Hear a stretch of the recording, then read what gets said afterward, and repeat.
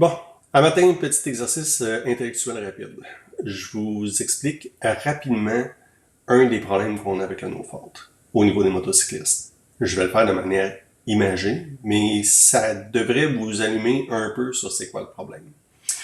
Dans le fond, imaginez-vous comme si la Société de l'assurance automobile du Québec était un supermarché. Donc, avant des produits, c'est des produits qui sont dans les tablettes. Elle a des clients. Il y a des clients qui vont avoir un panier, il y a des clients qui vont avoir un plus petit panier, et ainsi de suite. Bon. Maintenant, cette société-là, ce qu'elle dit, c'est on va quand même permettre un minimum le vol à l'étalage parce que ce qu'on se dit, c'est pas tout le monde qui a les moyens, c'est pas tout le monde. Fait qu'on peut pas commencer à pénaliser des citoyens, c'est pas très très correct. Donc, ce qu'on va faire, c'est qu'on va permettre à tout le monde de sortir avec le vol à l'étalage sans problème. Mais si on n'est pas pendant qu'ils sont dans le vol à l'étalage, eux autres, on va leur donner une étiquette. Bon. Mais il reste que si jamais ils passent au travers des mailles du système, on va les laisser passer, il n'y a pas de trouble, on fera pas de poursuite, on fera pas rien. Ce que ça amène comme problème, c'est que par la suite, ce qu'ils ont fait, c'est qu'ils ont dit, bon, on va prendre ce monde-là qui font du vol à l'étalage, puis là, on va commencer à regarder où ils font le vol à l'étalage. Là, ce qu'ils vont dire, c'est il y a tant de personnes qui font du vol à l'étalage qui rentrent avec un panier. Il y a tant de personnes qui font du vol à l'étalage qui rentrent pas de panier. Là, ce qu'on va faire, c'est que la décision de société, ça va être que le gars qui rentre qui a un panier, même s'il rentre avec quelqu'un pas de panier, on va les charger 2 fois pour le vol à l'étalage. Mais le gars qui rentre pas de panier avec le gars qui rentre avec un panier, lui, on va le facturer différemment. Ce qu'on va faire, c'est qu'on va regarder s'il y a un manteau court ou s'il y a un manteau long. Donc là, ce qu'on va dire, c'est comment est-ce qu'on fait pour déterminer s'il y a un manteau court ou il y a un manteau long. Ben là, ce qu'on va faire, c'est on va regarder s'il y a un capuchon. On va regarder si il y a des poches chez côté. On va regarder si le manteau, il se boutonne ou ben non, il se zip. Après ça, ce qu'on va faire, c'est qu'on va dire il y a du poil tout autour du chapeau. Puis là, ce qu'on va faire, c'est qu'on va dire ça c'est beau, là, c'est juste des critères sur lesquels on peut se fier. Mais en arrière de ça, ce qu'on va regarder, c'est si le manteau il est chaud. Fait que là, pour savoir si le manteau est chaud, ce qu'on va faire, c'est qu'on va aller regarder le monde qui écrit dans les magazines, puis on va aller regarder le manufacturier s'il dit que son manteau il est chaud. Puis après ça, on va prendre une décision. Maintenant, je vous laisse deviner, le monde qui font des manteaux, là, c'est très très rare qu'ils disent que leur manteau est pas chaud. Parce que le but de faire un manteau, c'est qu'il est chaud. Là, mais en résumé, là, c'est à peu près ça la SAC. Fait que là, ce qu'on se retrouve, c'est qu'on a du monde qui conduise en état d'ébriété, on a du monde qui conduise pas de permis, pas de plaque, pas de ci, pas de ça, whatever. Et ceux-là qui conduisent avec une auto sont indemnisés par les automobilistes, puis ceux-là qui conduisent avec une moto, ils sont indemnisés par les motocyclistes. Je vais vous donner une idée rapide, là. Les accidents avec décès, là, c'est 30% des accidents de moto, des décès de moto. Fait que 30% des décès, là, la personne est en état d'ébriété.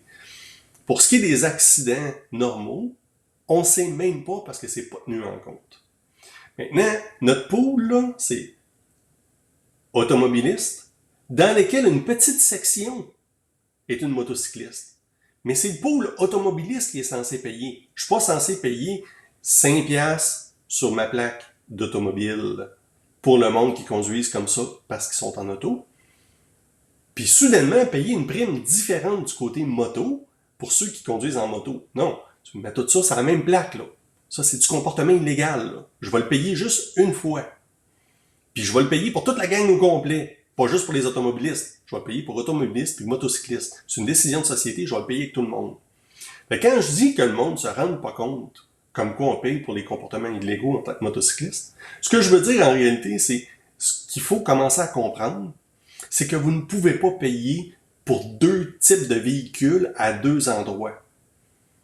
Tout ce qui est illégal, c'est un pool qui doit être assumé par l'ensemble de la population et non pas un petit groupe. Pourquoi? Parce qu'on se retrouve que si je payais pour les motocyclistes qui font ça avec les automobilistes, je payerais peut-être à peu près quoi? 5-10 piastres par année?